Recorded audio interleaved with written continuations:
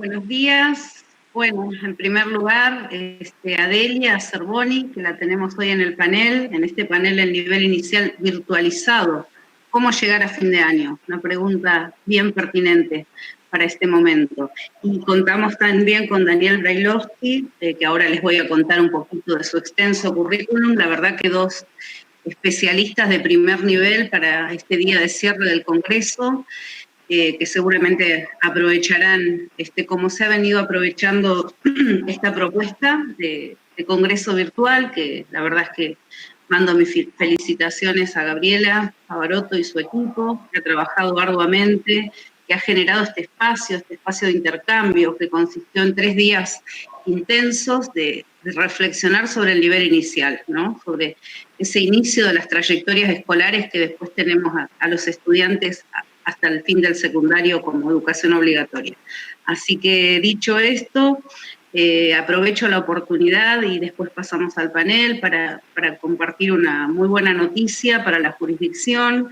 Hemos ya acordado y cerrado con Pan American Energy, que nos acompaña todos los años con propuestas de capacitación, en una capacitación específica de duración de 2 años, un trayecto de formación en el marco de Hacer Escuela.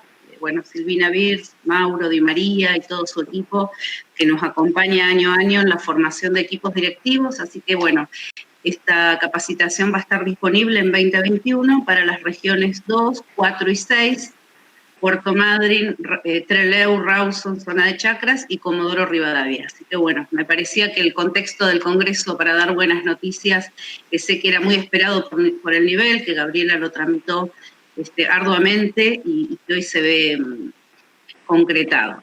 Yo en términos generales sobre el Congreso estuve participando ayer, estuve mirando los comentarios en el muro, la verdad es que me parece que fue muy aprovechado y lo va a seguir siendo hasta las últimas horas de hoy.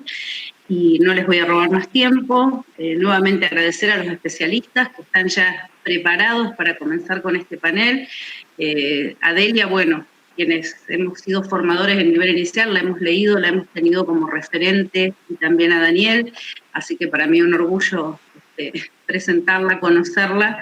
Delia Cerboni es licenciada en Psicología, profesora nacional de Jardín de Infantes, del Instituto Nacional Sarah Eccleston, ¿no? Ese lugar de gestación de tantas maestras del nivel inicial, y maestra normal nacional. Tiene, bueno, títulos de posgrado, muchos, pero voy a ser breve, un currículum abreviado, básicamente en capacitación docente, curso de posgrados de la carrera de Psicología en la UBA, Escuela Psicoanalítica, posgrado de 4 años del Centro de Investigaciones Psicológicas para el Estudio y Prevención de los Accidentes, diploma superior en Ciencias Sociales con mención en Gestión Educativa, y es magíster en Psicología Cognitiva. Ha participado, bueno, de largas capacitaciones, conferencias, paneles, es una referente para el nivel inicial fuerte. Daniel Brailovsky es licenciado en Educación Inicial, especialista en Educación con orientación en Gestión Educativa, magíster en Educación con especialización en Gestión Educativa, doctor en Educación, maestro de Educación Musical en el Conservatorio Municipal de Música Manuel de Falla y profesor de Educación Inicial en la Escuela Normal número 1, Presidente Roque Sáenz Peña. Autor de libros y publicaciones de diferentes artículos, compilaciones, capítulos, en libros y revistas de renombre. Y además, bueno, igual que Delia, lo hemos escuchado en innumerables conferencias, congresos, disertaciones. La verdad es que nuevamente reiterarles su agradecimiento, me pone muy orgullosa que podamos en la jurisdicción contar con 2 especialistas del tamaño de Daniel y Delia, desearles un muy buen final de congreso, esperar que todas estas herramientas, debates, intercambios, de los 30 talleres que se dictaron y de todos estos espacios, nos sirvan para mejorar las prácticas en la gestión educativa, en la gestión directiva, en la gestión de la enseñanza, siempre pensando en cómo brindar espacios para construir mejores aprendizajes duraderos, sólidos, sustanciosos. Estamos en el nivel inicial empezando a conformar esas bases para donde en adelante se van a ir construyendo todos los conceptos, las nociones y los conocimientos que permiten ir después ya dirigiéndose más a lo disciplinar. Así que bueno, por mi lado, muchas gracias y los dejo con Daniel y Delia para que puedan aprovecharlos. Bueno, muchas gracias.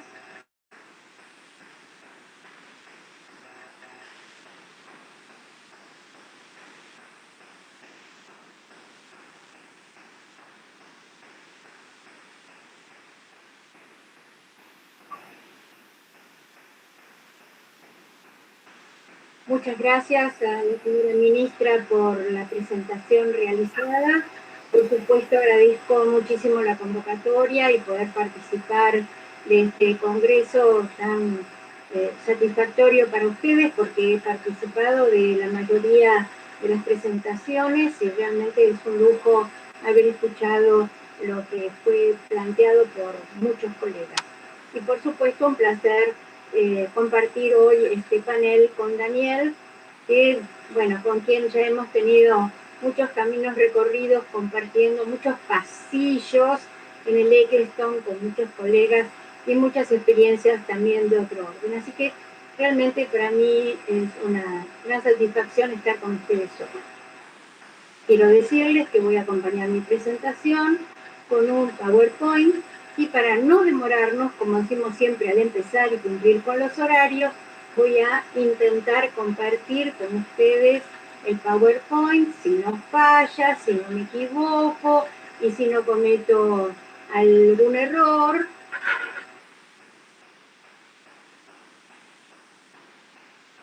Aquí vamos. El planteo que nos hicieron desde la dirección del inicial, esas queridas colegas que nos facilitaron tanto y nos acompañaron tanto para llevar adelante esta propuesta, fue originalmente esta. ¿Qué podía pasar con la tarea de aquí a fin de año? Con Daniel pensamos este nombre, este título, esta convocatoria. ¿Cómo nos vemos de acá a fin de año? Y a mí me gustó pensar que era interesante enmarcar esta pregunta desde algo que siempre encuadra la tarea de los educadores y las educadoras, en todos los niveles, pero particularmente hoy que nos convoca el nivel inicial, me pregunté esto: ¿cuáles son los propósitos que plantea la provincia para trabajar en el nivel inicial? Fue así como entonces yo apelé al diseño curricular de la provincia y fui haciendo una recorrida sobre los propósitos que están enunciados en ese documento y con ciertos permisos que me di, seleccioné algunos acotándolos o sintetizándolos para que fuera más precisa la presentación y para que de alguna manera estos propósitos pudieran verse reflejados en las posibilidades de trabajo durante la no presencialidad. Y entonces seleccioné estos: promover el aprendizaje y el desarrollo de los niños como partícipes activos de una educación integral. No olvidarnos que son los niños activos quienes pueden aprender, desde la perspectiva de una propuesta educativa integral. Otro de los propósitos que seleccioné: desarrollar la capacidad de expresión y comunicación a través de los distintos lenguajes, que seguramente desde las posibilidades de cada territorio, de cada grupo familiar, de cada propuesta, los educadores y las educadoras fueron seleccionando cuáles eran compatibles con esa situación de la no presencialidad y de la virtualidad, o los recursos con los cuales pudieran vincularse con los niños y niñas. Generar un clima de confianza con el niño y su familia que sea propicio para el desarrollo de las prácticas educativas. Vaya si era pertinente este propósito. Seguramente quienes formularon este documento no pensaron que estaban abriendo el campo para una situación absolutamente imprevista, incierta y compleja como la que tuvimos este año. Porque si no hubiéramos contado con la confianza de niños y familias, hubiera sido imposible realizar lo que todos los educadores con gran esfuerzo plantearon, propusieron, concretaron y llevaron adelante para cada niño en sus hogares. Promover el juego como contenido de alto valor cultural, social y educativo. Evidentemente, creo que no hace ninguna falta aclarar la relevancia para nosotros del juego. Propiciar la alfabetización cultural de las infancias heterogéneas y singulares. Otro propósito altamente relevante. Siempre hemos hablado de infancias heterogéneas y singulares, pero cuán heterogéneas y cuán singulares fueron estos niños y niñas desde sus casas tratando de conectarse con la propuesta de las educadoras y educadores desde sus casas también. Y cómo propiciar la alfabetización cultural. Qué complejidad, pero cómo encontraron alternativas los educadores para que esto pudiera ser viable en cierta manera. Propiciar la participación de las familias en la tarea educativa, valorando las culturas de origen, sus lenguajes e historias personales. Repito, la importancia de ese mapeo que se realizó para conocer cuáles eran las posibilidades de trabajo con esas familias, respetándolas y valorando y recuperando particularmente lo que porta cada una de esas familias respecto de sus culturas, sus lenguajes y sus historias. Sin ninguna duda, todos los educadores, y no solo en la provincia de Chubut, porque sé que hay educadores y educadoras de otras provincias de nuestro país, pero todo el mundo, desde el esfuerzo que hizo, trató de garantizar una educación inclusiva, tanto como lo permitieron las circunstancias. Y otro propósito que seleccioné, y es el último en este caso, garantizar el desarrollo de las capacidades y el pleno ejercicio de los derechos de nuestros niños. Evidentemente, ustedes se preguntarán, ¿por qué Delia selecciona los propósitos? Y seleccioné los propósitos porque más allá de la no presencialidad, todos teníamos una intención clave, seguir educando, porque todos pensamos que lo importante es considerar que el aprendizaje es una posibilidad para todos. Obviamente, con las condiciones particulares y singulares de cada territorio, de cada hogar, de cada familia, de cada grupo, un aprendizaje con posibilidades diversas. Pero los educadores que tuvieron presente que fuese el aprendizaje una instancia que estuviera presente en la vida de los chicos y las chicas este año. Y claro, los educadores, ¿de qué nos ocupamos? De lo didáctico. Seguramente en algún momento todos nos fuimos preguntando, ¿y la didáctica dónde está? ¿Es realmente posible que a través de la virtualidad la didáctica sea el recurso por excelencia para trabajar con nuestros niños? No cabe ninguna duda que sí.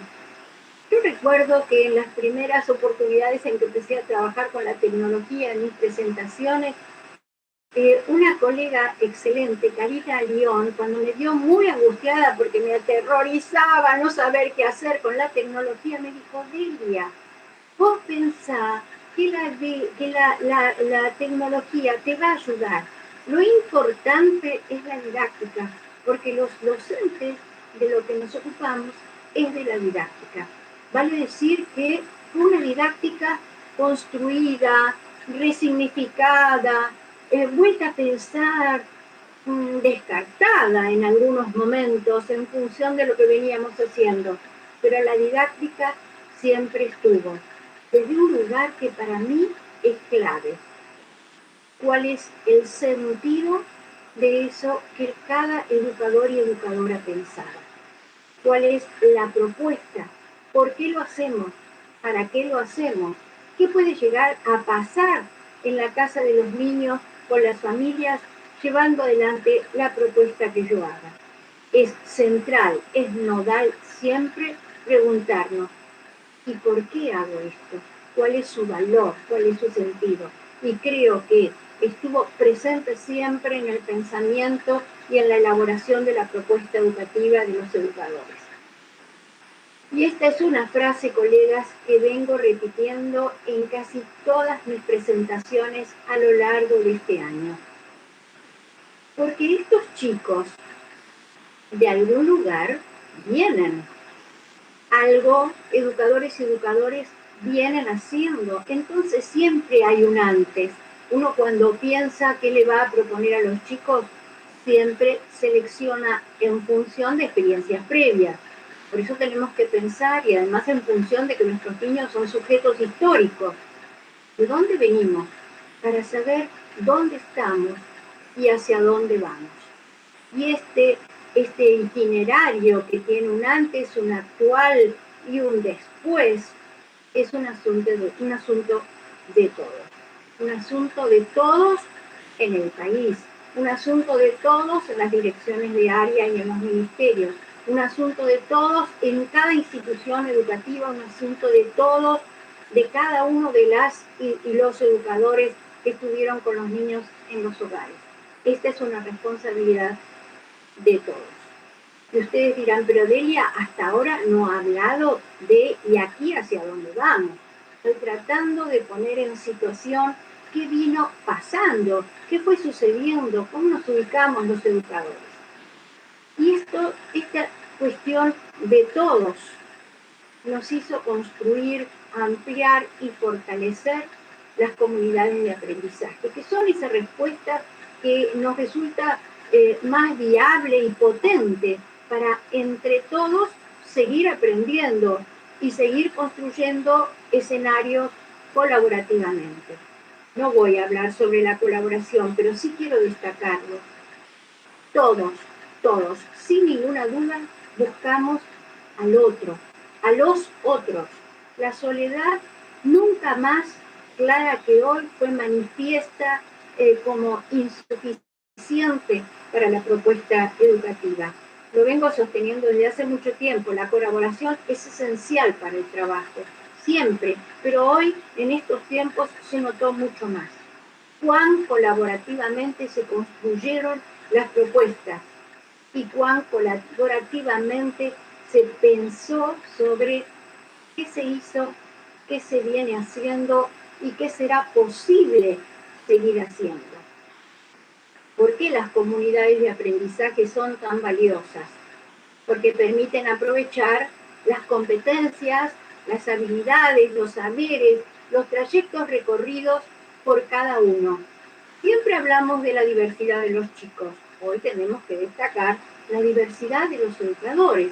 Esos educadores que pusieron lo suyo, siguieron pensando con los otros, siguieron reconstruyendo propuestas y siguieron trabajando con las familias, quienes también formaron parte de las comunidades de aprendizaje. Una comunidad de aprendizaje no se configura solamente por directivos, supervisores y educadores en las aulas.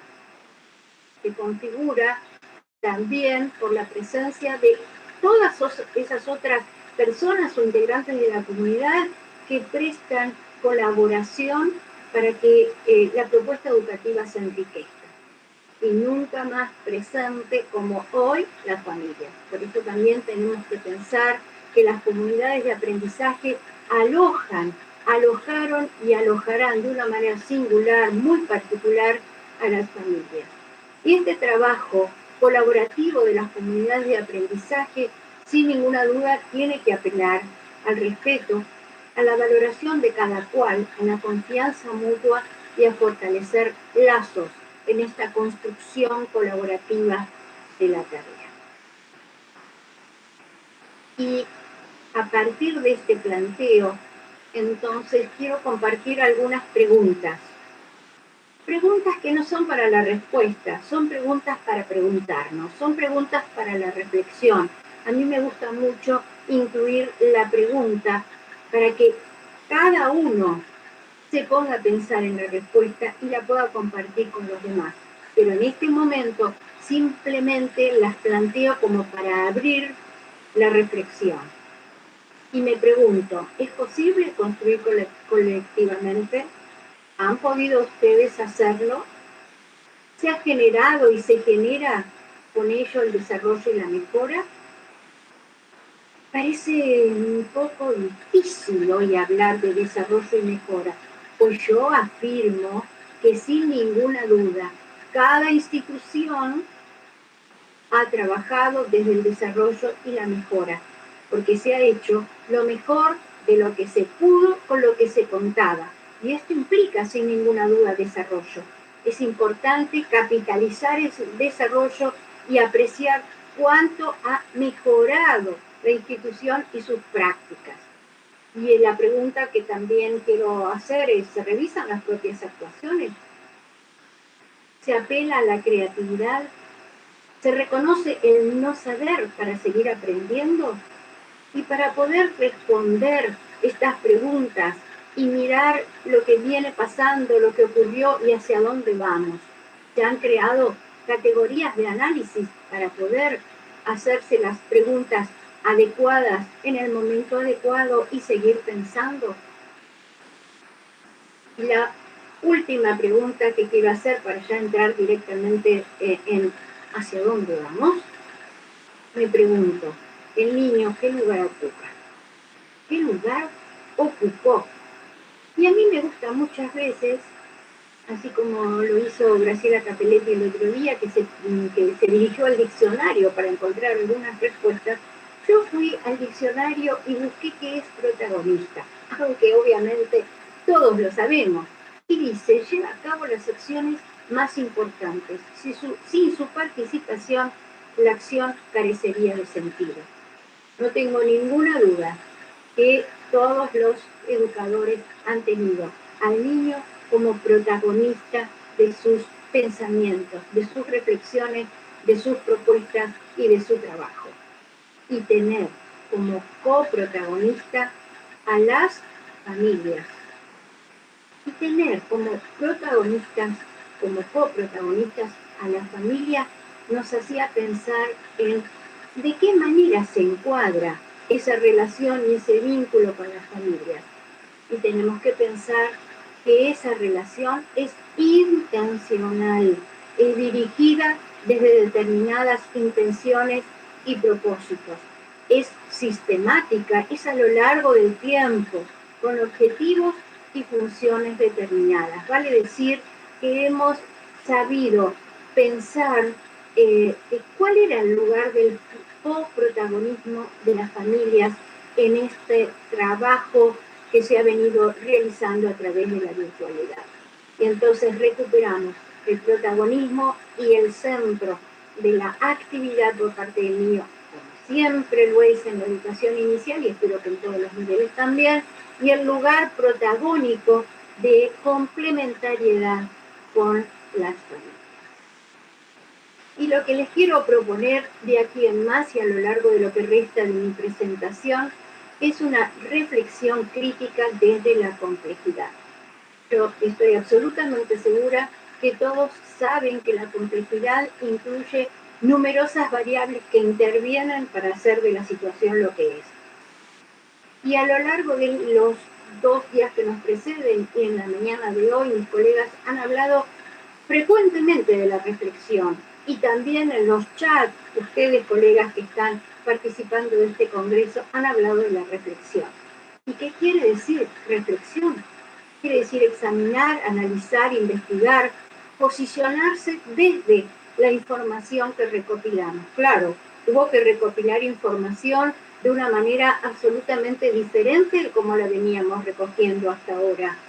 Pero lo que no podemos dejar de hacer es tratar de interpretar qué ocurría a lo largo de las propuestas educativas que cada uno de los educadores y educadoras realizó, para poder examinarla, para poder analizarla desde un campo teórico sólido, desde un marco referencial compartido por la institución, investigar al respecto y consecuentemente tomar decisiones para interpretar qué veníamos haciendo, cómo se venía haciendo, cuáles eran los desaciertos, pero también apreciar las virtudes y las cualidades de la tarea.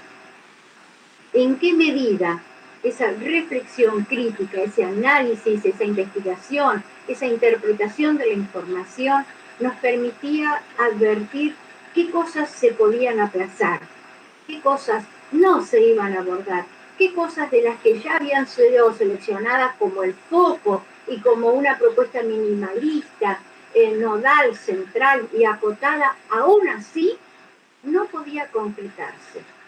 Pero lo que les propongo, colegas, de aquí a fin de año, además de esta reflexión crítica retrospectiva, darse cuenta qué es lo que no puede esperar, que de aquellos propósitos que ustedes seleccionaron de vuestro diseño curricular en comunión al interior de la escuela, aunque cada una trabajara desde casa, era la escuela, era el jardín de infantes, ¿qué de ello creen ustedes que de aquí a fin de las clases podrán ser abordadas? Por eso yo quiero destacar en este hacia dónde vamos, qué es lo que no puede esperar, qué es lo que no podemos dejar de lado. Y en esta reflexión crítica desde la complejidad he seleccionado actores centrales de la propuesta educativa y aspectos nodales de esta propuesta para poder hacer un análisis crítico y recuperar los aciertos y las cuestiones valiosas, así como apreciar cuáles fueron desaciertos. Quiero partir por un actor central en la tarea y en el acompañamiento. ¿Quiénes fueron los que llevaron a cabo la gestión institucional? Estoy hablando de los equipos educativos. Y aquí pregunto, ¿cuál fue el estilo de trabajo? ¿Varió? ¿Se fortaleció? ¿Qué transformaciones llevó adelante? ¿Cómo fue el proceso de toma de decisiones? ¿En qué medida valoraron, recuperaron y consideraron a la participación como un pilar del trabajo? ¿Cuál era el proyecto que institucionalmente conformaron y cuál fue el aspecto que tuvo que descartarse? ¿Qué cuestiones permanecieron en ese proyecto que dieron forma al trabajo colaborativo de los integrantes de cada institución? ¿Hubo que cambiar la ruta de ese proyecto? ¿Se pudo transformar? ¿Qué cuestiones acotadas permanecieron? ¿Cuáles fueron los acuerdos institucionales de esta gestión institucional? Y entonces recupero cuestiones que para mí son centrales de la gestión educativa aún durante la no presencialidad. Por empezar, ustedes saben que soy apasionada del asesoramiento, he trabajado fuertemente el asesoramiento en mis publicaciones y en cada momento que puedo compartir experiencias con colegas.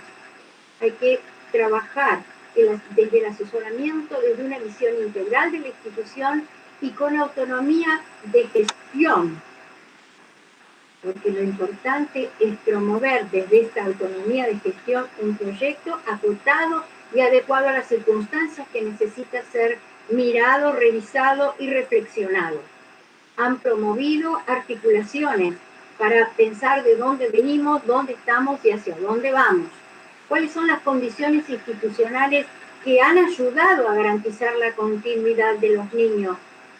Y tratar de fortalecer aquellas que no pudieron garantizar que los niños continuaran, porque sabemos que hay niños que no continuaron compartiendo las experiencias de las instituciones. También este equipo autónomo tuvo que fortalecer las relaciones interpersonales, porque las relaciones interpersonales durante la no presencialidad lo que garantizaban era el nosotros. Somos nosotros quienes juntos estamos haciendo lo mejor de lo que podemos con lo que tenemos en pro de garantizar una educación para todos nuestros niños.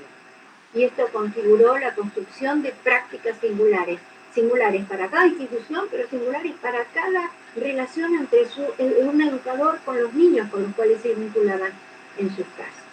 Y en relación con esta gestión, quiero destacar que directivos y supervisores en este proyecto de trabajo desde la no presencialidad tienen la responsabilidad de abordar la tarea desde un marco ético ideológico, revisando las concepciones.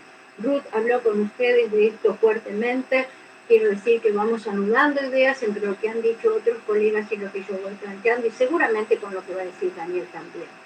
Los directivos y los supervisores tienen la responsabilidad de propiciar una modalidad participativa y cooperativa, formando redes. Hablé recién de propiciar las relaciones interpersonales.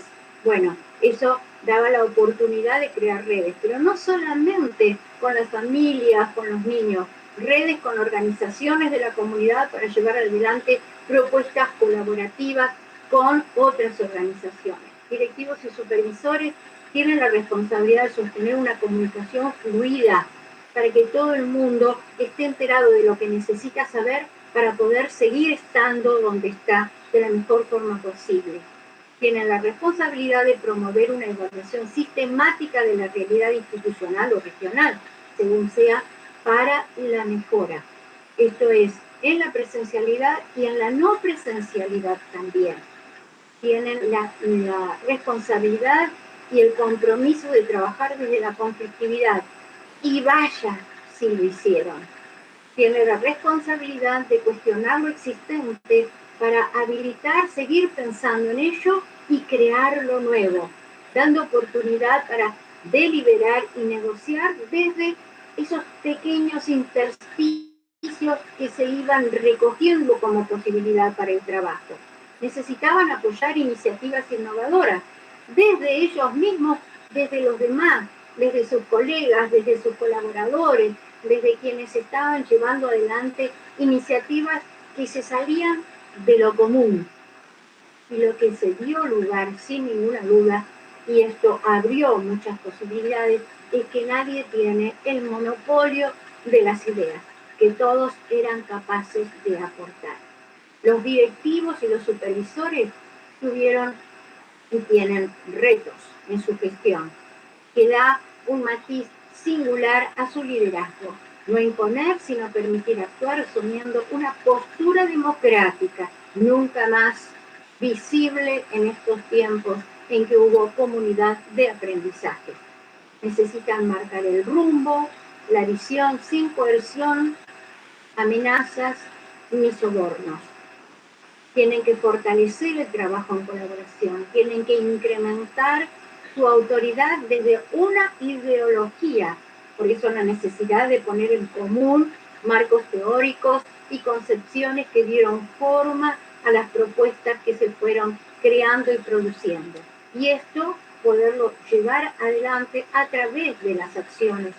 Y también como equipos directivos necesitan crear una cultura de la interdependencia, donde sabemos que necesitamos a los otros.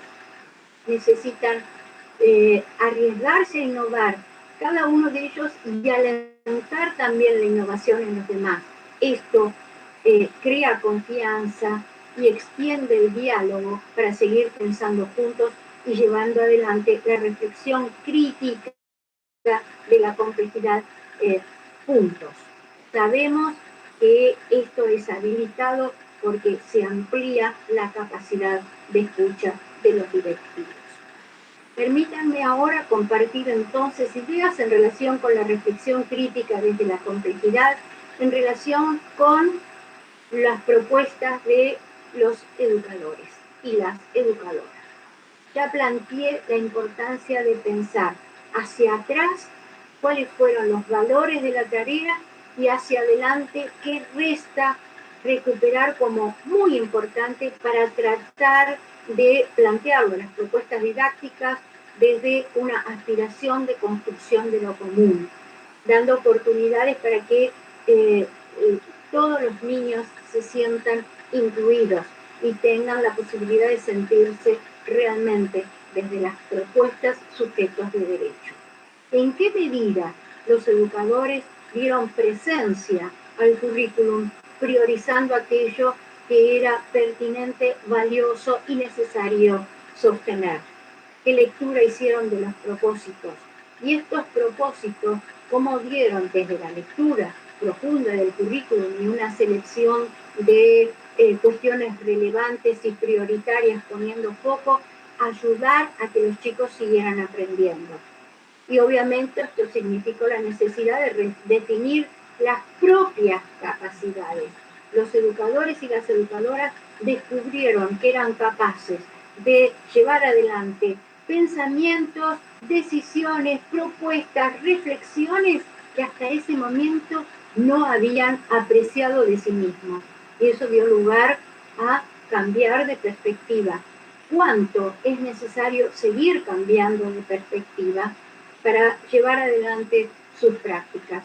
Y entonces sabemos que los educadores, desde sus prácticas, valoran seguir enseñando. Esto fue dicho por todos los educadores y es lo que más reconocemos como potente y como dignos de todo el respeto y el reconocimiento. Los educadores y sus prácticas necesitan crear un buen clima relacional afectivo, sabiendo que están trabajando como colaborativamente y con coprotagonistas que son las familias. Sin ninguna duda, han apelado a diversidad de estrategias. Siempre hemos dicho, los educadores tienen que contar con diversidad de todo, pero lo mejor de todo es contar con diversidad de estrategias. Pero algunas estrategias para trabajar en la presencialidad no fueron ni eran viables, pero sin embargo los educadores crearon nuevas estrategias de intervención para llevar adelante la propuesta educativa más rica y potente. Y sin ninguna duda, desde las posibilidades que las circunstancias dieron, realizaron una evaluación auténtica, apreciando y reconociendo qué iban aprendiendo los niños desde las circunstancias singulares que les tocó vivir en relación con las familias y desde sus hogares. Sabemos que los educadores construyen su autoridad pedagógica desde una relación de confianza con los otros, en este caso los niños y las familias, porque sabemos que en esa relación de confianza los otros, los niños, responden, piensan, se equivocan y van y vienen con su pensamiento y sus acciones. Y desde esta lectura, las educadoras y los educadores han podido establecer su autoridad pedagógica, apreciando cuáles eran las posibilidades de cada uno de los niños. Lo que genera con esta posibilidad es la disrupción en relación a un orden establecido. Esto significaba que se corrieron de lo que venía siendo, quebraron las formas y habilidades creadas posteriormente a lo largo de sus años de trabajo y de estudio para habilitar procesos de subjetivación en todos desde otro lugar. Y esto era lo importante, que los procesos de subjetivación siguieran dándose en cada uno de los niños con el apoyo, el soporte, el acompañamiento de los educadores, desde las casas y las familias con lo que les aportaban. Y aparecen entonces como actores centrales los niños. Y vuelvo a destacar en esta reflexión crítica desde la complejidad, qué es lo que no puede esperar, qué aprendizajes han construido, bajo qué condiciones y qué posibilidades hay de que ellos sigan construyendo aprendizajes, aspirando a arribar a algunos aspectos comunes, que es lo que garantiza la inclusión. ¿Cómo fue la construcción del lazo con esos niños? ¿Cuáles fueron los saberes que fueron retrabajando, ampliando, construyendo, desarrollando en compañía del desarrollo de las capacidades? Porque nosotros sabemos que los saberes habilitan, propician y generan habilidades, capacidades y actitudes. Hubo posibilidades para la recursividad, aquellos saberes y esas capacidades que se trabajaron hace 3 o 4 meses en algunas actividades pudieron ser retrabajadas, por eso hablamos de la importancia de la recursividad. ¿Fue posible esto? ¿Qué recuperamos como capital construido en estos tiempos respecto de la recursividad? Y una pregunta que seguramente se hicieron todos los educadores y que da cuenta de las posibilidades de aprendizaje de los niños. ¿Cuál era la experiencia de aprendizaje que le interesaba que sucediera? ¿Cuáles son las experiencias de aprendizaje que interesa que sucedan en lo que resta del año? ¿Qué es lo que se propuso, qué se propone? ¿Qué potencia esa experiencia? Nosotros sabemos que la experiencia deja huella. ¿Cuáles fueron las huellas que fueron dejando en nuestro vínculo con los niños las propuestas que los educadores ofrecieron? ¿Se pudo hacer en alguna oportunidad una propuesta globalizada? ¿Hubo continuidad? ¿Se respetó la heterogeneidad? Seguramente ustedes dirán, Delia está casi loca con lo que está proponiendo. Pero cuando uno habla de una propuesta globalizada, no tiene que hablar de una extraordinaria propuesta globalizada, sino la posibilidad de armonizar y articular saberes y capacidades, y que podemos tratar de dar cierta continuidad respetando la singularidad de los niños. Y ese entonces fue el sentido auténtico de la posibilidad de aprendizaje que los niños tuvieron y el acceso a los distintos campos de experiencia que los educadores y educadoras pudieron hacer. Obviamente hicieron un mapeo, establecieron una relación con el territorio, se pudieron valorar los distintos campos de experiencia. Miren, el planteo que yo les hago, ¿fue posible realizar cierto equilibrio y cierta armonía en el abordaje de los campos de experiencias? Porque yo hablé en uno de los propósitos de la alfabetización cultural. Y esto se logra justamente a través del mapeo del campo en el cual los chicos trabajan para llevar adelante en los campos de experiencias, saberes y capacidades. Una reflexión crítica desde la complejidad en relación con las familias. ¿Cuál fue el vínculo que se estableció con ellos? ¿Qué experiencia se capitaliza del trabajo con las familias? ¿Qué es necesario rever de ese vínculo con las familias? Y a mí me interesa destacar que nosotros, para que las familias fueran realmente coprotagonistas y establecer complementariedad en el trabajo con los educadores, era necesario explicitarles las intenciones, decirles por qué se proponía que los niños hicieran determinadas actividades, por qué explorar, experimentar, crear, producir, apilar, seleccionar, unir, buscar. Bueno, esto era lo que se les proponía a los niños, porque las familias necesitaban saber cuál era el sentido de la propuesta. Era importante darles consignas sencillas, claras, precisas, minimalistas, para que pudieran mirar a los niños cuando nosotros no los podíamos ver, para que ellos nos contaran qué era lo que veían que les estaba pasando a sus niños.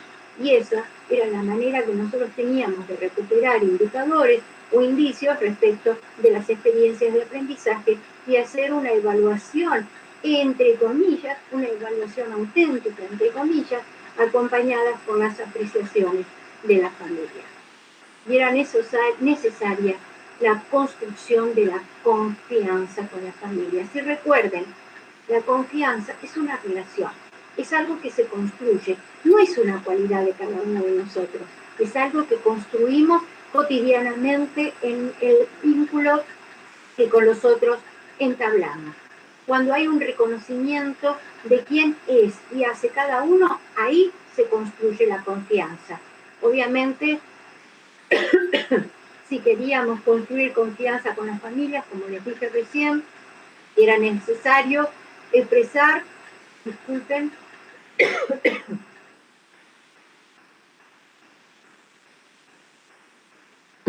era necesario expresar las intenciones. compartir los propósitos, brindar consignas claras y cumplir, haciéndonos responsables de lo que nosotros decíamos que era lo que íbamos a hacer.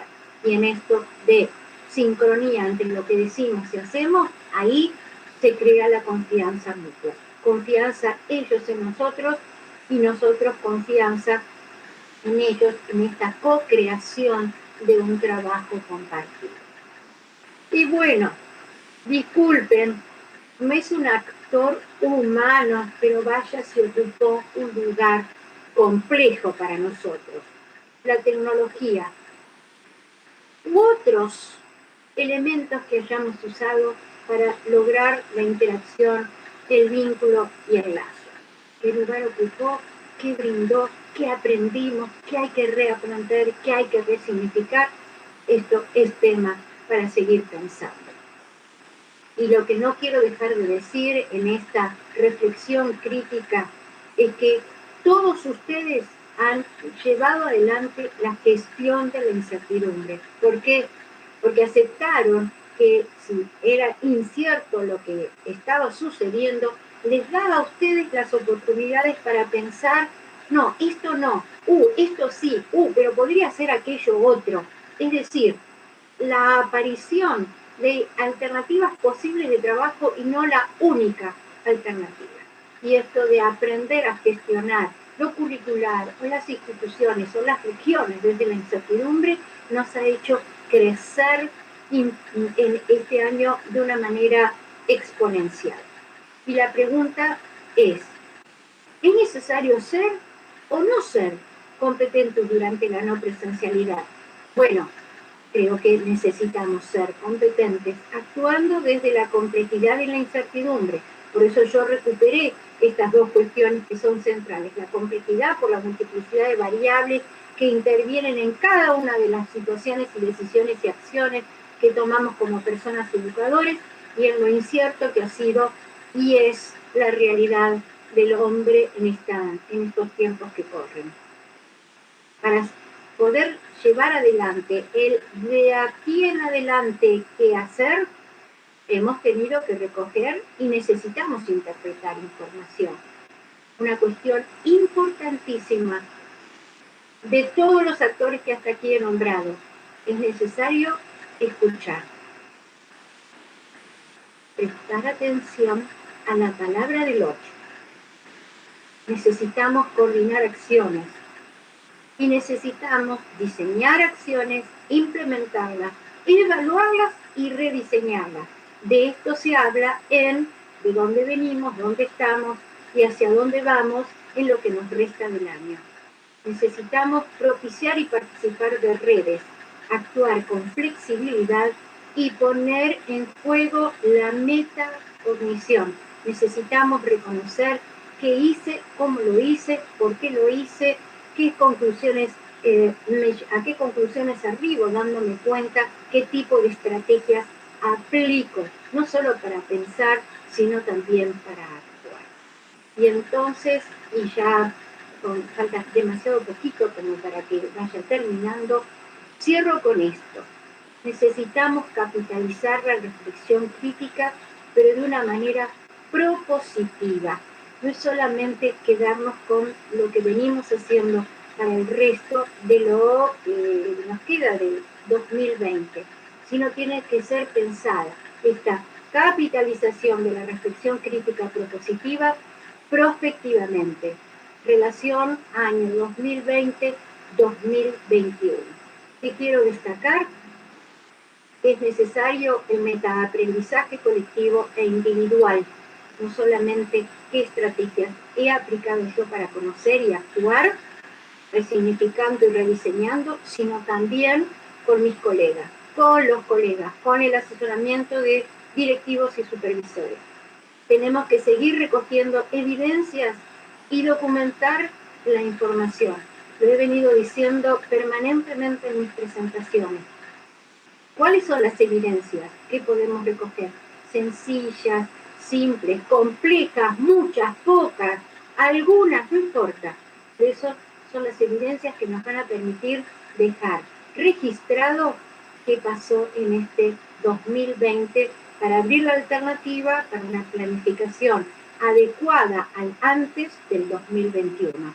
Por eso tenemos que dejar testimonio para volver el año que viene mejor, sabiendo más, recuperando y capitalizando todo lo que se ha aprendido este año y todo lo que se resignificó, todo lo que no se pudo hacer, pero todo lo que sí se pudo hacer se concretó y fue un logro para cada uno de los que participamos del trabajo de este año.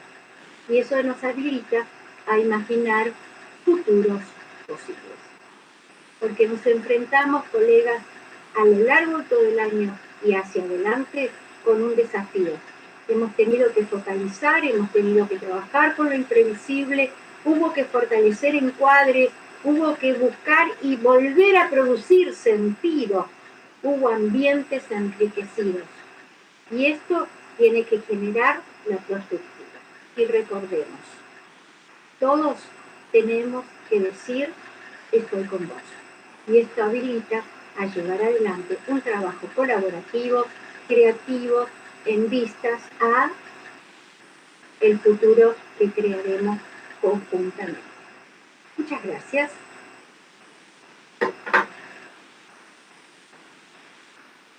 Bien. Muchísimas gracias, Delia. Le vamos a dar entonces el paso a Daniel y sobre el cierre hacemos una reflexión sobre ambas charlas, si les parece. Gracias, Delia. Por supuesto, gracias. Adelante, Daniel.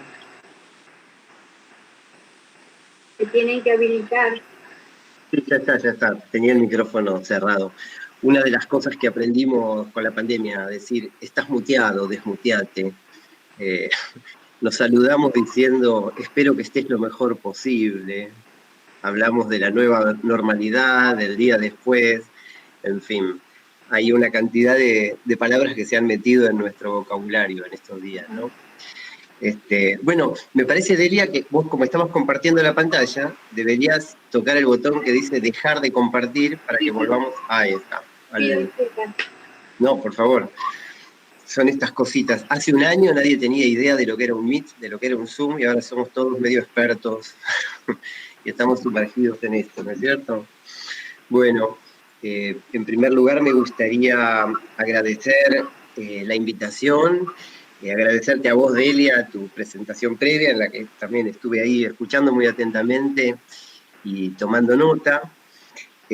Decir que estamos en un momento en el cual, bueno, la escuela, interpelada por las circunstancias, nos pone, como vos muy bien decías, en un desafío que implica repensar encuadres, repensar cómo se hacen las cosas. Y a mí me gustaría, tal vez se va a complementar bien con lo que vos habías planteado, darle un sentido más específico, más puntual, más didáctico tal vez, y compartir un pequeño ejercicio que he venido haciendo en los últimos meses, que es el de mirar qué hacen los jardines.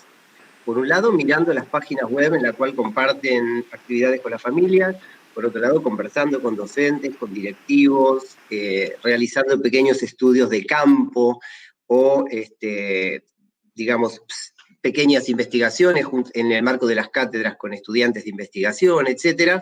Entonces, mirar de un pantallazo un poco qué es lo que se está haciendo en los jardines de infantes para llevar adelante esta situación, y desde el punto de vista pedagógico, desde el punto de vista didáctico, digamos, cuáles serían esas cuestiones que se están desarrollando en este momento, ¿no? Por eso he puesto este título, no sé si se está viendo, ¿no? La pantalla, y que tiene que ver con volver a preguntarnos por el sentido de la educación inicial. Dejo este título simplemente para comentarlo un poco, sin demasiada imagen, sin demasiado ejemplo. Creo que pensar en la educación inicial en este contexto es pensarla, en primer lugar, decimos, sin el edificio, porque los chicos no vienen al jardín.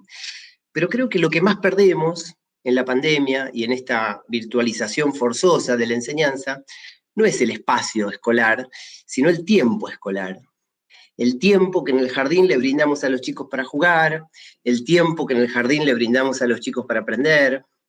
el tiempo de esos momentos que tiene la jornada escolar y que son momentos que enseñan, porque es un tiempo además cuyo valor, como nos viene señalando la pedagogía, es el valor de brindarles a los chicos un tiempo fuera de casa, y por otro lado de brindarle a las familias un tiempo sin los chicos, que en este momento no tienen, y me pregunto si tal vez una de las cosas que los jardines están haciendo no es ayudar a las familias a transitar de una manera interesante, enriquecida y gozosa esta convivencia extendida que están teniendo con sus propios hijos, que están en casa 24 horas los 7 días de la semana, ¿no? Me da la sensación, y creo que esto se va a ver en los ejemplos que voy a mostrar, de propuestas pedagógicas de los jardines, que las escuelas infantiles no están tratando de adaptarse a los tiempos que corren, que es de alguna manera una de las cosas que suelen demandarse, ¿no? Un adaptarse a la situación, y es verdad que en algunos sentidos tenemos que adaptarnos, pero también están tratando de adaptar, por ejemplo, la tecnología a los usos pedagógicos. Una tecnología que sus usos por defecto no siempre coinciden con los valores, las necesidades de la enseñanza en la educación inicial, ¿no? Algunas cosas a las que estábamos más o menos acostumbrados a trabajar en los jardines las hemos tenido que poner un poco a un lado. Tal vez la más significativa es la evaluación. No son tiempos de pedir, sino que son tiempos de brindar, no son tiempos de medir lo que un niño logró o no logró, sino que son tiempos de poner a disposición interesantes y enriquecidas oportunidades para jugar, para conectarse, para mirar el mundo. También son tiempos, y coincido mucho con Delia, de documentar lo que está pasando, porque es un gigantesco experimento lo que está sucediendo. Y por supuesto estamos explorando distintas formas de ser escuela, nuevas formas de llegar a las chicas y a los chicos como escuela, ¿sí? Entonces, nos invito a recorrer algunos ejemplos, algunas situaciones, algunas cosas que se vienen haciendo en los jardines. Empiezo por cuestiones muy generales, ¿no? La cuestión del cuidado de la salud. En los jardines siempre estuvo, siempre les trajimos a los chicos en algún momento algo referido a la higiene, al cuidado de la salud, del cuerpo. La ESI tiene que ver con eso también, pero digamos que más allá de ciertas campañas de vacunación, de cierto cuidado de lavarse los dientes, de lavarse las manos, el cuidado de la salud era un tema que percibíamos más bien como un agregado un poco pintoresco, y en este momento el cuidado de la salud pasó brutalmente a primer plano, y muchos jardines están no solo ayudando a los chicos a adquirir pautas de prevención para no contagiarse el coronavirus, sino también acompañando a las familias cuando se producen casos de contagio, acompañando a los chicos cuando se producen situaciones de las que ya sabemos que lamentablemente se producen por culpa de esta maldita peste que nos viene pisando los talones. En el mismo sentido, los jardines están funcionando como espacios comunitarios de referencia, en los cuales se acompaña, en los cuales se acercan recursos necesarios, provistos la mayor parte de las veces por el Estado. Entonces también el jardín es un lugar en el cual se materializan políticas públicas, es decir, las cosas que surgen de los programas, de las políticas, los jardines las convierten en encuentros en los cuales suceden cosas a personas de carne y hueso, y el encuentro para ir a buscar los bolsones, por ejemplo, en muchos lugares se está convirtiendo también en parte del encuadre pedagógico. Y esto es interesante, ¿no? Porque es el momento en el que los chicos vuelven también físicamente al jardín, o las familias, o hay algún tipo de encuentro presencial, ¿no? Más allá de que en otros niveles también, y en el jardín probablemente se acercan materiales vinculados con lo pedagógico. Una de las discusiones más fuertes que se ha instalado es la de los contenidos y el vínculo, ¿no es cierto? Si la enseñanza en el jardín ahora se fija en los contenidos, o si se fija puramente en el sostenimiento del vínculo. Y me parece que esa es una distinción que retoma dicotomías muy antiguas en el jardín. A mí me parece, como a mucha gente, que esta dicotomía entre el vínculo y el contenido, que posee resonancias de cierta dicotomía más antigua entre lo pedagógico y lo asistencial, entre la enseñanza y el cuidado, es por supuesto una falsa dicotomía. No tenemos que elegir entre enseñar y cuidar. Enseñamos y cuidamos, pero yo agregaría a ese y un porqué. Es decir, la manera que los jardines tenemos de enseñar es una manera que está imbricada con el cuidado, y la manera que tenemos de cuidar está imbricada con la enseñanza. Entonces no es que enseñamos y cuidamos tampoco, enseñamos porque cuidamos, y cuidamos porque enseñamos. Entonces, no sé, acá los ejemplos que muestran las imágenes son los de espacios de conversación, de contención, que a través, digamos, ya no del cuaderno de comunicaciones, como solía ser, sino a través de otros medios virtuales, comentarios en una actividad, en un blog, se da un vínculo cariñoso, un vínculo de presencia constante, un vínculo sostenido en el tiempo, y el otro es un juego, es un bingo de abuelos y abuelas, con las caras de las abuelas y los abuelos, que la maestra propuso hacer para que los chicos tengan presente la cara, los nombres, la imagen de sus abuelos. Es uno de los vínculos más golpeados, el de los nietos y los abuelos, ¿no? Porque los abuelos son más vulnerables a la enfermedad, están más en riesgo, porque son menos tecnológicos en general, y los chicos chiquitos también son menos proclives a sostener una conversación sostenida a través de una pantalla fría. Entonces, bueno, este tipo de actividades que los acercan dan cuenta de esta función también del jardín, de sostener y acompañar los vínculos de afecto, no solo del jardín de la maestra con los nenes y las nenas, sino también otros vínculos que son importantes para los chicos. El gesto de la maestra, esta es una maestra, si no recuerdo mal, salteña, el gesto de las maestras de preparar un espacio amorosamente, de ponerse delante de la cámara, profes que nunca habían hecho esto, muchas de ellas, los profes no somos youtubers, en todo caso, muchos habrán usado las redes o incluso YouTube para colgar contenidos que les interesaba, pero esto es otra cosa, ¿no? Aparece otro ponerle el cuerpo que tiene que ver con lo vincular, con el cuidado, que tiene que ver con poder reconstruir del otro lado, que del otro lado de la pantalla hay otros, hay otras a los que les están pasando cosas, que hay compañeras, que hay compañeros, que hay docentes, ¿no? Entonces me parece bellísimo ver estas escenografías que distintas docentes arman para poner frente a la cámara y compartir con las chicas y los chicos aquello que les ofrecen, que les brindan, que les proponen como escenario. Una segunda imagen que reúne varias propuestas tiene que ver con la posibilidad de, en el propio espacio doméstico, proponerle a los chicos que descubran cosas que estuvieron siempre ahí, pero que la maestra, que es la maestra jardinera, es la que le dice, ¿saben qué les traje hoy? Lo miramos juntos, descubrimos algo. Esta imagen del descubrimiento, que está tan imbricada en la pedagogía del nivel, es algo que se puede proponer, aunque sea a la distancia, descubriendo que en una hielera, por ejemplo, en este caso, puede haber una paleta de colores y de mezclas, en fin, descubriendo que mirando por la ventana el cielo cambia de color según la hora del día, según el estado del tiempo, que se le pueden sacar fotos y compartir esas fotos con la profe, y que después los compañeros también la manden y se arme algún tipo de mosaico. En fin, esto de descubrir algo nuevo en lo cotidiano ha sido aparentemente una constante en las propuestas pedagógicas de los jardines en el marco de la pandemia. Luego hay, por supuesto, el gesto crucial de la escolaridad, que es la de presentar el mundo, ¿no? Lo digo citando a Jorge La Rosa, que plantea esta imagen tan bonita, tan arendtiana, ¿no? Tan inspirada en esta filósofa Hannah Arendt, de que lo que hace la escuela es presentar el mundo más allá de lo cotidiano.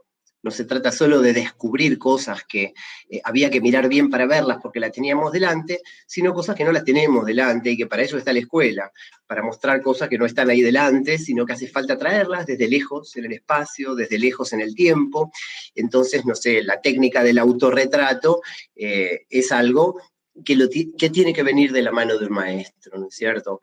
Y estos ejemplos y estas invitaciones que vienen acompañadas de, conocían esta bandera, entonces, bueno, una maestra le mandó a los chicos, les invitó a hacerla, algún chico la hizo con un maple de huevos, pintó de cada color, imitando esto, y se compartieron huipalas en distintas técnicas. Una cuestión relacionada con la anterior, porque otra forma de presentar el mundo es presentar las cosas que pasan en el mundo, porque son cosas que nos pasan a todos al mismo tiempo, ¿no? A diferencia de los acontecimientos personales, esos que se comparten en la ronda del jardín y que ahora se tienen que compartir de alguna otra manera, los acontecimientos del mundo, por ejemplo, las efemérides, cuando fue el Día de la Bandera, además en junio, llevábamos poco tiempo de pandemia, así que y todavía estábamos en una situación de cuarentena, digamos, que la gente respetaba. Entonces, estábamos más encerrados en los hogares, por lo menos en las ciudades grandes, en las que el virus circuló más, y ese Día de la Bandera se hicieron banderas con objetos, en fin, se compartieron un montón de imágenes de familias conectándose con ese evento. Significó dentro de las distintas efemérides que atravesamos una significativa. Pero los acontecimientos también tienen que ver, por ejemplo, en este caso, con el aniversario del pueblo. Entonces los chicos armaron un collage con un montón de formas de homenajear a Tartagal porque había cumplido años la ciudad, ¿no es cierto? Entonces esto de conectarse con el mundo a través del jardín es otra de las constantes que las maestras y los maestros de inicial estamos proponiendo como espacios de comunicación, como espacios de puesta sobre la mesa del mundo común. En algunas provincias, conectarse con lo que sucede en el mundo implicó también conectarse, como siempre sucede en el jardín, con las problemáticas del mundo. Por ejemplo, los incendios en Córdoba, que vienen siendo y siguen siendo todavía un problema terrible, fueron ocasión de que algunas maestras cordobesas compartieran con los chicos, por ejemplo, una técnica que se utiliza para la reforestación en Japón y que los especialistas cordobeses están considerando para que los bosques vuelvan a crecer una vez que el fuego pueda aplacarse. Y también compartieron, por ejemplo, estas imágenes espectaculares de aviones apagando incendios, tirando agua. Entonces, creo que enganchar a los chicos con este gesto propio de la vida escolar que consiste en mirar un problema, y la escuela no tiene el poder para resolverlo, pero tiene el poder para conversarlo, para rodearlo, para ponerlo a cierta distancia y poder mirarlo desde distintos ángulos, para abrir algún tipo de conversación, aunque sea para proponer algún tipo de conversación sobre las cosas que suceden en el mundo. También las cosas que suceden en el mundo y que el jardín pone a discusión y socializa de forma horizontal, tienen que ver con lo que se hace a nivel productivo. Entonces, bueno, aquí se está mostrando cómo la elaboración del azúcar a partir de la caña tiene lugar con ciertas herramientas, con ciertos procedimientos, y el análisis de estos procedimientos, la puesta en común, el contacto de los chicos con ese mundo productivo que ahora tal vez está sucediendo y hay que mirarlo por la ventana. Bueno, me parece que es otro de los modos de expresarse, de este conectarse con las cosas del mundo. La cuestión ambiental, en este sentido, viene ocupando un lugar importante. Si bien la versión infantil de la pandemia es que un chino se comió un murciélago y entonces se enfermó y empezó a contagiar a todo el mundo, la verdad es que el origen de la pandemia, como lo vienen señalando todos los científicos que entienden esas cosas, tiene que ver con el descuido del ser humano respecto del planeta en el que vive, la falta de cuidado de la biodiversidad, los intereses muchas veces van por otro lado, y así como el cuidado de la salud no estaba entre las primeras cosas que hacía el jardín antes y ahora pasó brutalmente a primer plano, si algo va a quedar probablemente como resultado de esta experiencia que estamos transitando en cuanto al currículum del nivel inicial y de todos los niveles, esperemos que sea una enorme jerarquización de la cuestión ambiental. Y esto ya se empezó a ver en el trabajo que hacen los jardines a la distancia, acercándole a los chicos algún tipo de reflexión respecto del efecto que tiene nuestro cuidado, nuestros hábitos cotidianos y nuestro modo de preocuparnos por la salud del mundo que habitamos juntos, y que si no se lo cuida se enferma, y eso se está poniendo muy, pero muy en evidencia por estos días, ¿no? Además de conectarse con los acontecimientos del mundo grande, los chicos a través de sus docentes se conectan con los acontecimientos de ese mundo más pequeño, que es el mundo que conforma la propia sala, el aula. Entonces los cumpleaños de los compañeros, entonces el conjunto de acontecimientos que rigen la vida cotidiana de los distintos y las distintas integrantes del grupo, forman parte también de un ecosistema social, de un ecosistema relacional, con el cual los chicos mantienen contacto. Ver las producciones de sus compañeros, en fin, saber que no son los únicos que están en sus casas transitando este momento difícil, sino que lo están haciendo también esas personas, esos rostros con cara, con hermanitos, con madres, con padres, con abuelos, que forman parte del grupo de pares, ¿no es cierto? Eso de estar con otros, que forma parte de ir al jardín. En los jardines, además, y esto me parece muy interesante, una de las primeras cosas que se empezaron a hacer es a crear bibliotecas, a crear distintos modos de reunión de materiales literarios, materiales audiovisuales. Bueno, cuando murió Quino, por ejemplo, se armó en varios jardines distintas formas de homenajes, algunas de ellas vinculadas con la recopilación y puesta a disposición de archivos de materiales, en ese caso vinculados al personaje de Mafalda, ¿no? Pero la existencia de archivos seleccionados no es lo mismo ir a YouTube para ver algo que ir a la biblioteca de videos que armó la maestra para ver algo. Lo que vemos en la biblioteca que armó la profe, que armó la seño, es mucho más interesante, porque lo armó pensando en nosotros, dirían los chicos, ¿no? En cambio a YouTube va cualquiera, ¿no? Volveré sobre este detalle de lo personal, de lo singular, de lo dedicado y de lo situado del mensaje del jardín hacia la actividad de los chicos en sus casas. Otra forma de intervención tiene que ver con el espacio del hogar. Antes, el jardín se decoraba la sala, y la palabra decoración no da cuenta de esa intención alfabetizadora que tiene, ¿no? En realidad se acondicionaba el espacio de la sala, se lo preparaba, se lo curaba, y se lo volverá a hacer, por supuesto, pensando en los efectos pedagógicos que tiene esa utilización del espacio. Entonces, proponerles a las familias que reserven alguna pared, algún lugar, para poner una banda numérica, para poner un calendario, para hacer actividades con estructuras fijas en las paredes del hogar, de la parte del hogar que esté disponible, ha sido otra de las formas que adoptó la pedagogía del nivel inicial en estos tiempos extraños. Me parece que es muy bonito esto, ¿no? De aulizar un poco, digo aulizar en el sentido de convertir en aula, un poco las paredes de la casa. En chicos de primaria se ha visto que eligen alguna pared de la cocina, con imanes en la heladera, etcétera, y pegan las tareas que les hacen hacer. En fin, la casa ha modificado un poco sus espacios, sus tiempos, su ritmo cotidiano, y algo ha tenido que ver el jardín en esa modificación. Con respecto al juego, en los hogares se están recibiendo de parte de los jardines propuestas para jugar que muchas veces consisten en fabricar juegos nuevos. Las maestras jardineras de ambos sexos fabricamos juegos con bandejitas de supermercado, mezclamos mazos de naipes con dados, fabricamos dados de distintas formas. Yo tengo algo, bueno, no lo voy a encontrar, acá está. ¿Sí? Habíamos hecho acá un dado con letras y caritas, qué sé yo.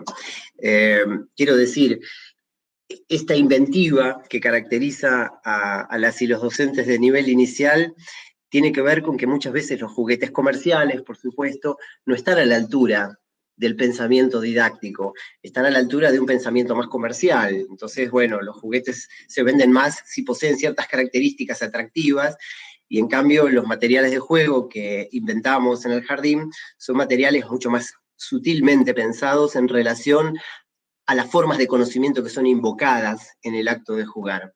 Entonces, se están proponiendo algunas de estas cosas en las casas, y junto con las familias se están armando entonces este tipo de juegos. Acá se ven, bueno, paradigmáticamente ejemplos de juegos ligados a los sistemas de numeración y a la lectura o la escritura a partir del nombre propio, simplemente porque son dos íconos de esas áreas. Pero en este caso, por ejemplo, en en una población rural, muy en el campo, se propone un juego que guioniza de otra manera el espacio, utilizando simplemente sogas y sillas, o se muestra un bowling hecho con centros de rollos de papel higiénico, ¿no?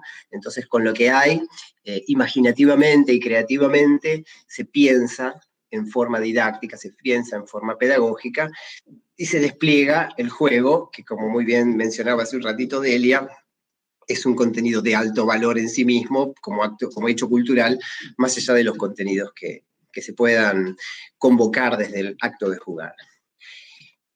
Lo narrativo ha ocupado un lugar central en las propuestas de los jardines. Un lugar central porque la enseñanza es narrativa, pero porque además acercar relatos a los chicos es una manera de fabricar un tiempo que se parece al tiempo escolar. Si no tenemos ronda, tenemos un cuento. Si no tenemos la fila y subir la banderita a la mañana, tenemos poemas, tenemos pequeños videos que cuentan historias. Si no tenemos el encuentro físico en el cual el tiempo se detiene en el jardín y deja de ser el tiempo normal para ser el tiempo del jardín, en el que llego con el delantal, en el que suceden la sucesión de momentos que enseñan del jardín, bueno, creo que una de las formas más potentes de convocar ese tiempo diferente es el relato. Y evidentemente así lo perciben las maestras y los maestros, porque están brindando con mucho cariño, con mucha dedicación, a partir de estas recopilaciones cuidadas, material narrativo expresado en cuentos, en películas, en poemas, en distintas formas de relato, con o sin imágenes, con o sin libro. Hay también la propuesta de distintas formas de producción, distintas formas de generar escenarios en los cuales los chicos producen, fabrican, hacen, y entonces las maestras y los maestros nos hemos convertido en autores de largos tutoriales que explican cómo hacer algo e invitan a hacer. Esto incluye, por supuesto, todo lo que tenga que ver con aprovechar materiales que hay en la casa para construir juegos, espacios, distintas formas de consignas interesantes y lúdicas. También han aparecido muchas cosas vinculadas con el tiempo que ahora tenemos para ver crecer una semilla, por ejemplo, con la reproducción de modelos vinculados con cierta corriente artística. En este caso, esta profe propuso analizar la obra de una artista colombiana, y los chicos replicaron algo de esa estética con otros materiales. Y también la cocina que en el jardín siempre estuvo cerca, ahora está más cerca para los chicos, o por lo menos es uno de los espacios hogareños que son aliados de las maestras y los maestros. Es decir, la cocina siempre fue un lugar en el que se podía medir, en el que se podía pesar, en el que se podía contar, en el que se podía ver la transformación de las materias a través de las mezclas, a través del calor y el frío, porque está el horno, porque está la heladera. Entonces, bien, ahí tenemos en la cocina un espacio de poderosa alianza pedagógica, y esto se ha visto porque se la está aprovechando a la cocina, se la ve muy presente en las propuestas de los jardines. En algunos jardines también ya se trabajaba, y ahora se siguió trabajando, sobre algún tipo de cuadernillo. Este es un recurso más discutido, más polémico tal vez, porque, bueno, muchos piensan que se primariza de alguna manera el trabajo en el jardín cuando se apoya en este tipo de materiales que se asemejan cercana o lejanamente a los libros de lectura de la primaria, pero lo comento y lo muestro porque es algo que se ve, se ha visto, y lo he relevado en este recorrido también por propuestas de los jardines, y que también tiene que ver con la producción, ¿no? Por otro lado, dentro de los materiales impresos, gráficos, como guías de trabajo, ha ocupado un lugar muy importante también las propuestas que han bajado de los propios programas estatales, ¿no es cierto? El programa Seguir Educando, que ha acercado mucho material que también se lo ve reflejado en las propuestas de los jardines. Y las profes de expresión corporal, los profes de música, los profes de educación física, bueno, han acercado propuestas y le han puesto muchísimo ellos mismos el cuerpo a esas propuestas para mostrárselas a los chicos. Y una de las imágenes que proliferan, ya sabemos, en redes sociales, es la de los chicos viendo en la computadora, por ejemplo, alguien fotografió de costado al niño cantando las canciones frente a su profesor de música o haciendo las actividades con movimientos que le propone su profe de educación física o de expresión corporal. En cuanto a esta forma de socialización más horizontal que decía, de recuperar la relación con ese mundito más pequeño, que es el mundo de mis compañeros, el mundo de la sala, la cartelera ocupa algún tipo de lugar, algún tipo de espacio en los blogs, en las páginas o en los envíos o en los Padlets, y entonces la propuesta que la profe hizo tiene como respuesta las producciones de los alumnos y de las alumnas, y después esto se muestra y se socializa. Y este es otro de los gestos, es otra de las maniobras, de las estrategias que uno puede ver como cuestiones recurrentes. Me llamó la atención, me pareció interesante, una maestra de un jardín de Buenos Aires que hablaba, por ejemplo, del secretario de video. Había inventado la categoría secretario de video, y esto significaba que cuando ella proponía un juego, en vez de mostrarlo solamente ella, el juego, y proponerles a los chicos que lo hagan, en el video que ella armaba para mostrarlo, le pedía antes a algún o alguna integrante de la sala que lo mostrara también y le mandara el video. Entonces ella lo integraba. Y me pareció interesante mirar este tipo de cosas como un gesto de reinventar algunos roles escolares, ¿no? Estas fotos obviamente yo las había sacado antes de la pandemia. En algún jardín la maestra había hecho una lista de los secretarios y de las locomotoras, puestos, cargos, roles que los chicos demandaban y en los que se turnaban, entonces había aprovechado ese interés para armar un registro de cuántas veces cada uno había ocupado esos lugares.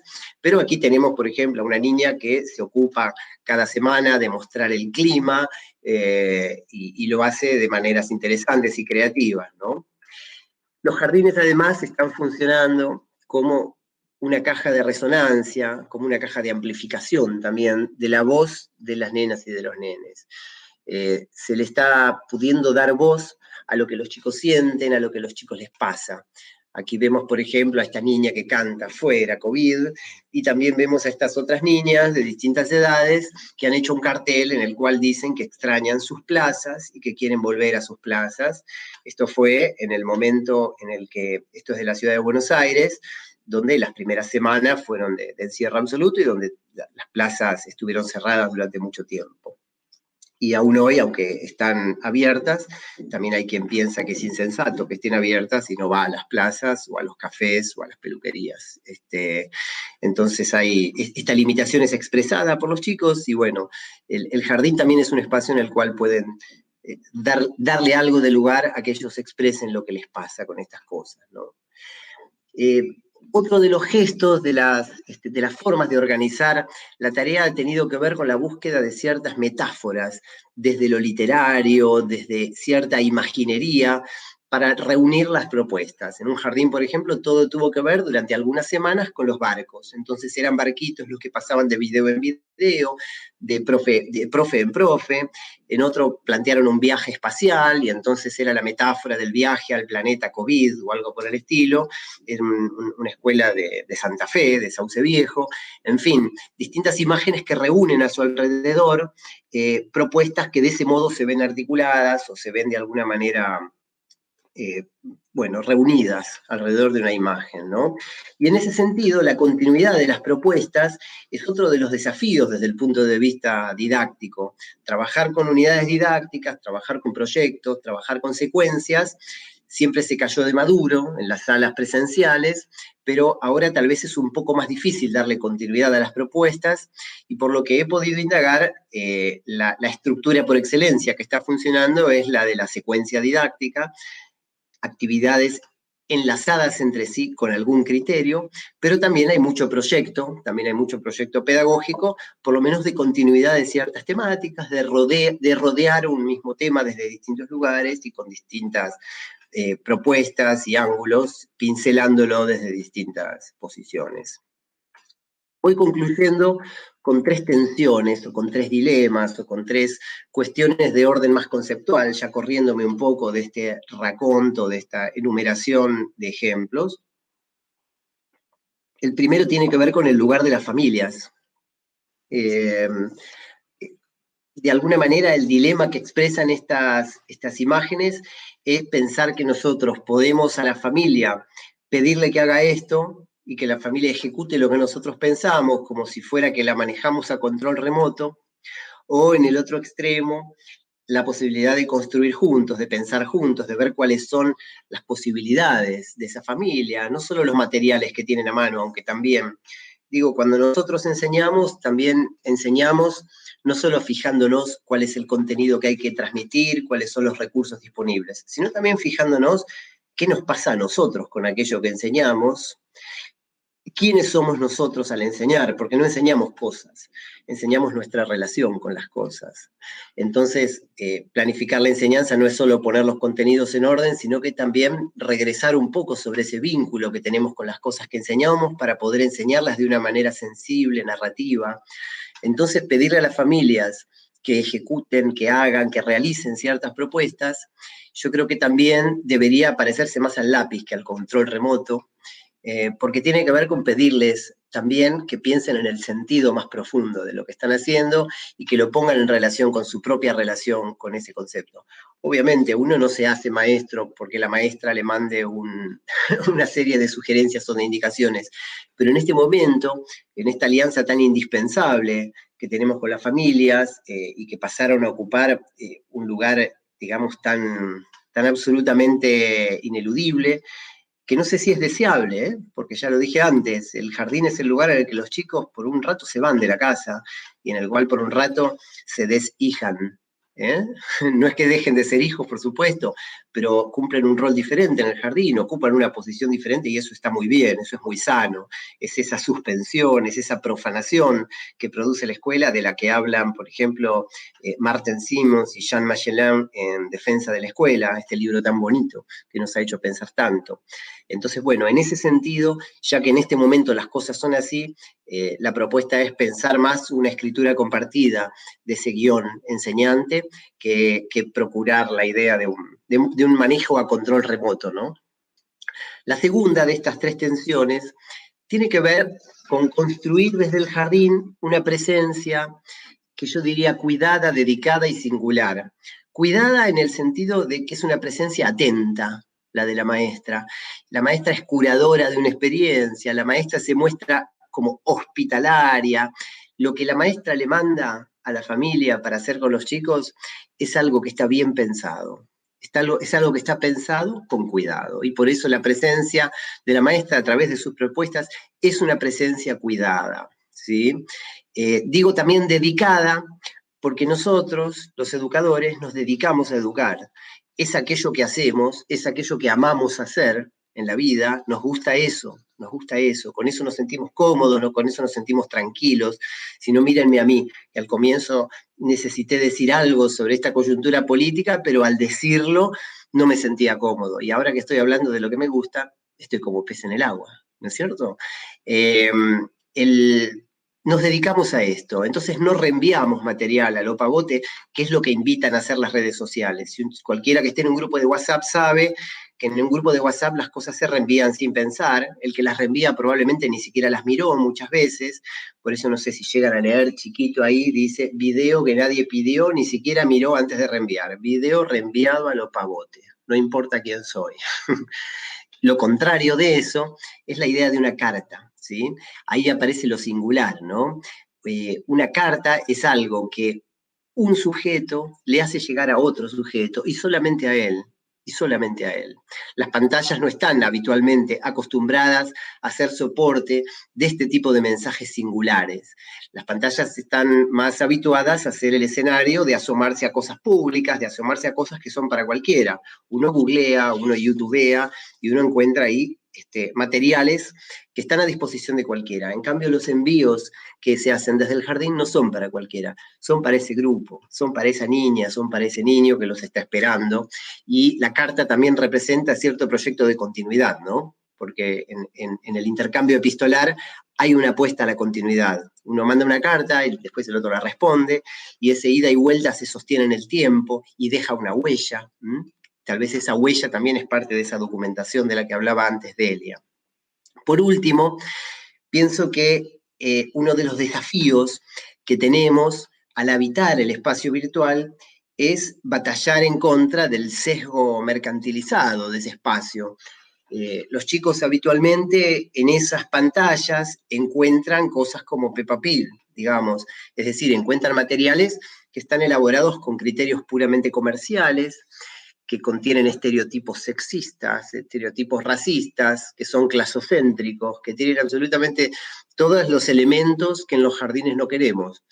En cambio, esas mismas pantallas de pronto se convierten en vehículos de una conversación amorosa en la cual se presenta un mundo cuidado, un mundo dedicado, un mundo singular, y creo que el desafío también entonces es de desmanchar un poco el espacio de las pantallas, de ese apuro, de ese tedio, de esa impaciencia, de ese banner lleno de propagandas que siempre tiene alrededor, y convertirlo, aunque sea por este tiempo, hasta que por fin podamos volver a vernos y abrazarnos, porque un jardín sin ronda, porque un jardín sin upa cuando llora, porque un jardín sin darnos la mano, porque un jardín sin subirnos juntos al tobogán y esperarnos del otro lado, porque un jardín sin compartir la merienda, no termina de ser de todo un jardín, pero es lo que nos toca ahora, y poder ser lo más jardín posible, de una manera positiva, de una manera entusiasta, de una manera comprometida, creo que a lo mejor es el gran desafío.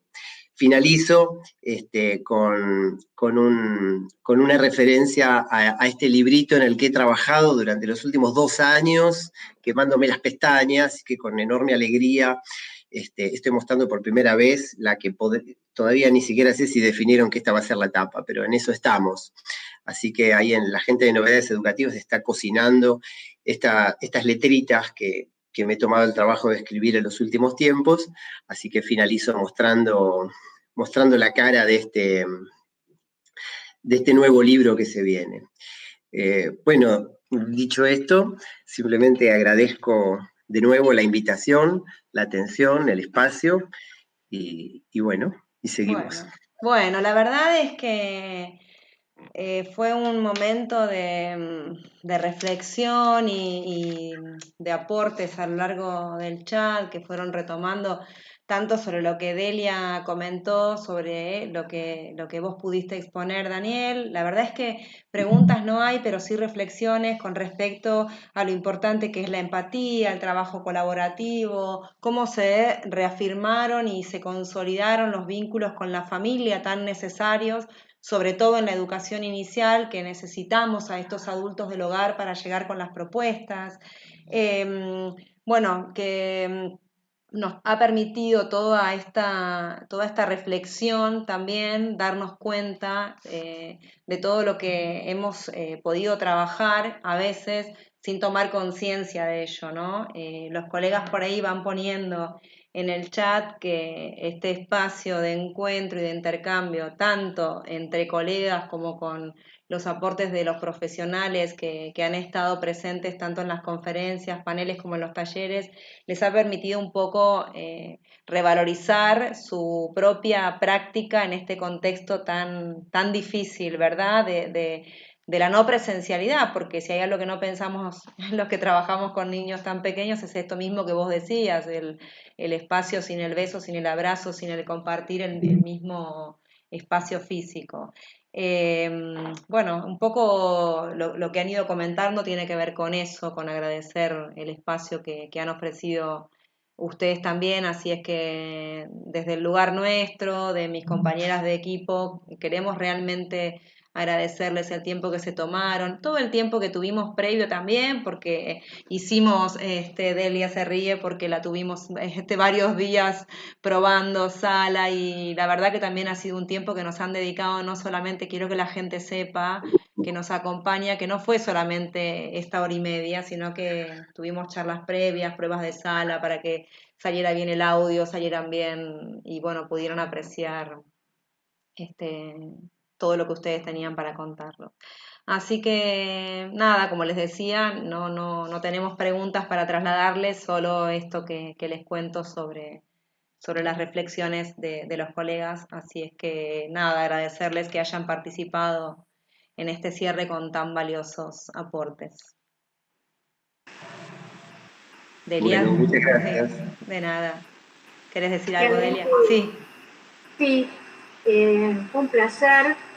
Ciertamente una pregunta interesante la que nos hicieron ustedes a nosotros para ponernos a pensar qué pasaba con el nivel inicial en estos tiempos.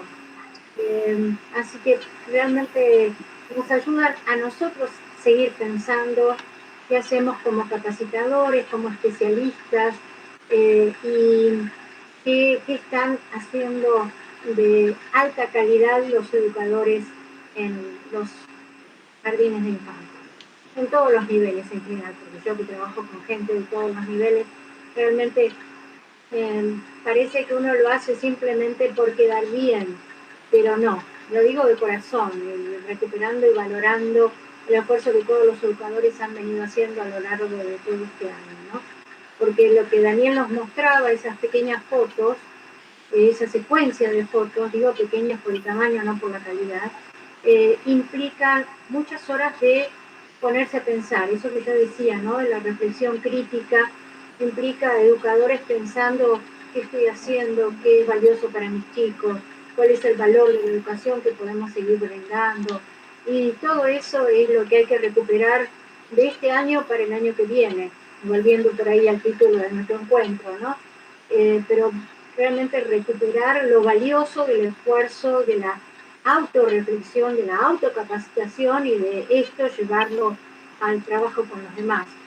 Así que esta oportunidad que nos dieron ustedes a nosotros, para mí es un alto agradecimiento que tengo que brindar a quienes lo convocaron y a quienes han estado, que no los vemos, no sabemos las caras de ustedes, pero bueno, gracias a ustedes por estar ahí. Sí, gracias. La verdad es que, bueno, un poco en el marco de este cierre también queremos llegar con ese agradecimiento a todos, porque la verdad es que para nosotros fue un sueño que empezamos a soñar allá por agosto y que realmente se hizo posible poder concretar en estos 3 días que fueron muy intensos, les cuento, para la gente que estuvo participando. Ayer fueron muchas horas entrando y saliendo de un taller a otro, llegando a una conferencia, y la verdad es que valoramos ese esfuerzo y esa dedicación que han puesto, pero además también valoramos la participación de todos y cada uno, de los profesionales que hicieron posible este espacio para compartir y para reflexionar, de los docentes que quisieron estar presentes, porque son 800 los que se inscribieron, y también queremos agradecerles a cada uno de los colegas que estuvieron colaborando. Nosotros tenemos un equipo de trabajo de 4 personas. Y la verdad es que era imposible hacer en 30 talleres en el día de ayer. Para eso hubo 28 colegas, compañeros docentes que estuvieron asistiendo en cada uno de esos talleres. Y la verdad es que queremos valorar esa tarea y ese enorme esfuerzo que hicieron de estar acompañando a nuestros talleristas durante 3 turnos seguidos. También me gustaría agradecer, porque la verdad que hubiese sido imposible hacer esta transmisión si 3Leu Digital, que es la empresa que me provee la conectividad, porque todo esto lo hemos hecho desde el hogar y tenemos 2, 3 máquinas conectadas a internet, transmitiendo. Le agradezco porque la gestión la hizo Roque Coria, que gentilmente me donó una banda ancha mucho mayor que la que tenía para que esto lo pudiéramos hacer posible, y también lo quiero destacar. Y ahora para cerrar, bueno, despedirlos a ustedes, agradecerles muchísimo, y tenemos un videíto que armamos, que nos armó, casi me olvido de un detalle fundamental. Armando Fiore es nuestro soporte técnico, el que cada vez que nos falló algo nos mandaba las capturitas de pantalla, los videos para que los talleristas, los asistentes y nosotras pudiéramos avanzar. Fue el que generó la página, las inscripciones. La verdad que sin él no hubiésemos podido generar semejante movida de gente a través de las redes. Y él se quedó anoche hasta las 3 de la mañana y nos armó este video que vamos a compartir de cierre con todos ustedes, no sin antes volver a agradecerles, Delia y Daniel, que hayan estado presentes en este último panel. Muchísimas gracias a los dos. Un placer. Gracias.